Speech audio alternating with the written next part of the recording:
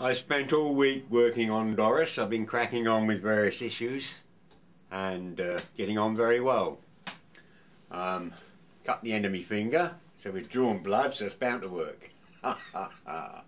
Anyway, today is an absolutely horrible day. Northerly winds, bitterly cold.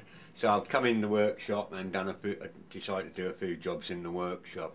I've lit my fire. I put a few chestnuts on the top. Very nice.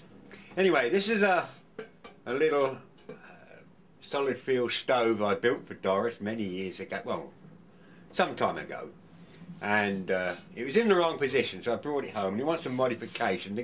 The guy painted it and I said, don't bother painting them. You can see where the heat zone is on these. There's nothing more than an oxygen cylinder. The top's cut off, so you've got a lid on the top. Chimney.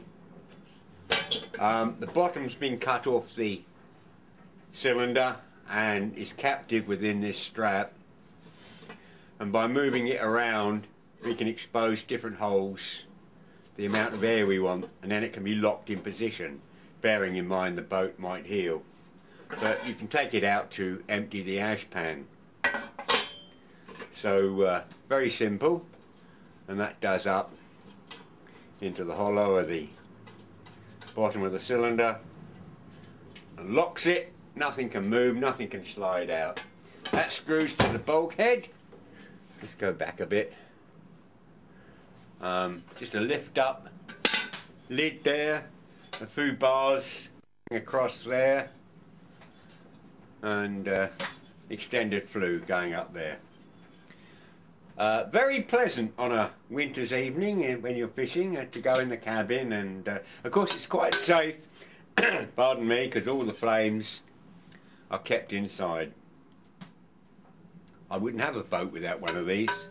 I've done another video of a boat heater, or a previous boat I had. Anyway, just thought I'd show you that.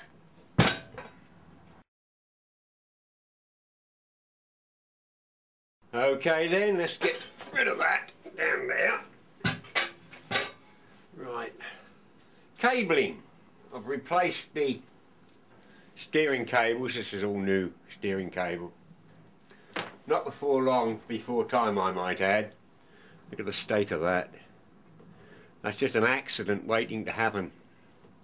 And when it breaks, it would break right in the wrong place, wouldn't it? Wrong time. The worst place, of course. Anyway, it took about an hour and a half to put one piece of cable from start to finish and replace a lot. And I pulled that out the back. Look, why? What's the logic in... It's been broken and someone's put a couple of clamps to repair the brake, and then they put a piece across it to... I don't see the point. That must have took a little time to do that. You know, I see the logic that people apply sometimes. It took an hour and a half at maximum, and no joins, nothing. Anyway, that's peace of mind when I'm out there.